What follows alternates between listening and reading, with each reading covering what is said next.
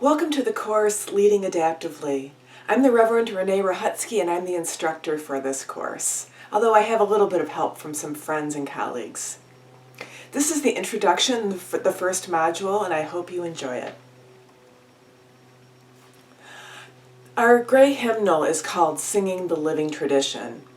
And for me, it's a reminder that our faith is one that's always in conversation with the world around it. Each new generation brings new hopes and challenges, and our faith is one that's able to adapt to meet those new challenges every generation. My own favorite school of thought is process theology.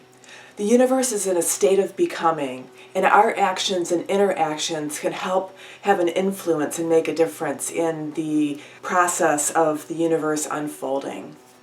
If you've seen the movie The Matrix, you might remember the scene where the mysterious Morpheus offers the character Neo the choice of either a blue pill or a red pill. Choosing the blue pill would enable him to return to his former life as it was, a computer-generated illusion. Taking the red pill would enable him to see the real world and help save it from that illusion.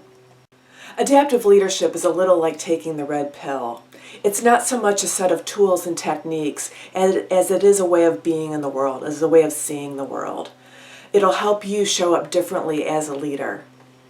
This is because adaptive challenges really require paradigm shifts. It requires people to change parts of their understanding, culture, and relationships.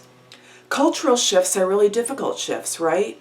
We do things a certain way, we've done them that way for a long time, and it's hard to break those habits and ways that we do things. And it's hard enough for an individual, it's even harder for groups because those habits are reinforced by others in that same group.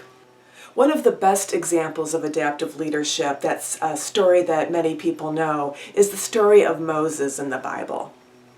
He really had to help the Hebrew people navigate a pretty tremendous cultural shift from being a people that is enslaved by the Egyptians to a people who are God's chosen people and are given a land of their own full of milk and honey. So Moses had already built up a lot of trust with the Hebrew people.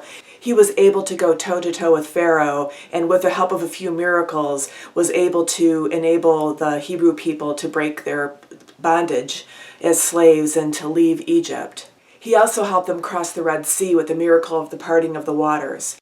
So he really did some amazing things, and the people trusted him as the leader, and he delivered. And then there were the years in the desert. People started getting cranky. They forgot about what he did in Egypt and crossing the Red Sea. They were upset about how things were going in the moment. He even was able to work the miracle of having manna fall down from heaven so the people had food to eat, but they complained about that as well. The thing, though, is that Moses really had been called earlier in the story, the burning bush. For those of you biblical scholars out there, the burning bush actually happens long before the escape from Egypt. But he was called, he had a purpose to help the Hebrew people go from slavery into being their own nation.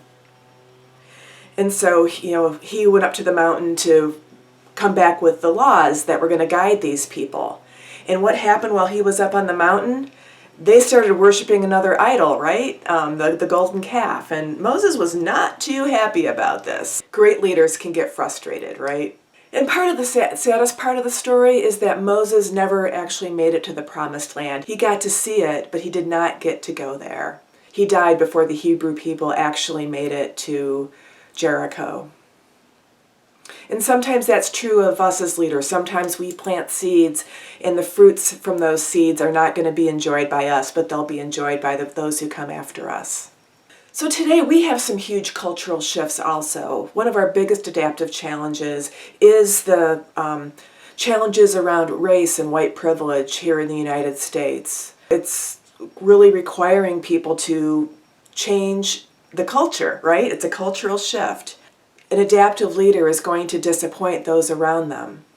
I love this picture of Julie Taylor. She's a community minister in St. Louis, and this is one of the protests around the shootings in Ferguson, suburb of of St. Louis.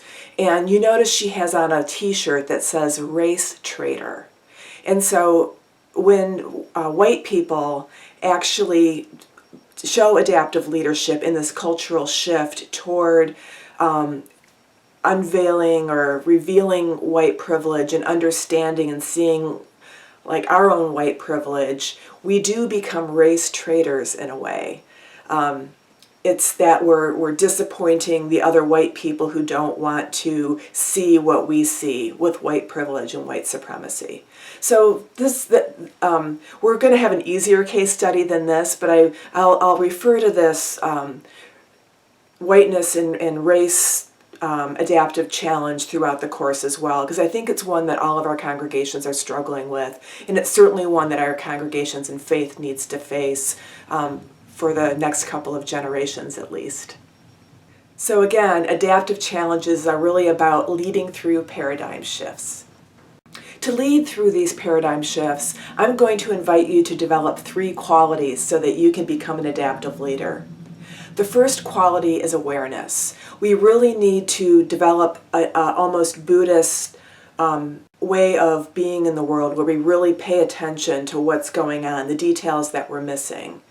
There's different ways of doing that. Other traditions, they have that kind of mindfulness way of being in the world. But that's really important as an adaptive leader. You really want to be able to see what you're not seeing right now. The second is wisdom. And wisdom is, I think, sort of like book learning through experience learning through processing what you've learned. So wisdom actually comes from making a lot of mistakes.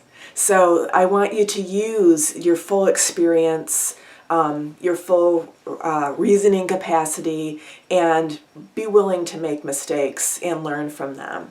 Which brings us to the third quality, which is courage. And that courage is the courage to disappoint those that you're leading as you're leading them through an adaptive challenge, and also the courage to try new things and to not feel like you have to have all the answers.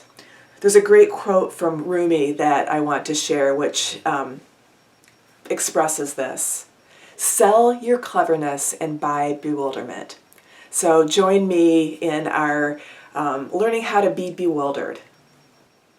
Our next topic is going to be about adaptive versus technical challenges, and my colleague, the Reverend David Pyle, did a great job of explaining it at General Assembly recently, and so I'd like to share that video with you.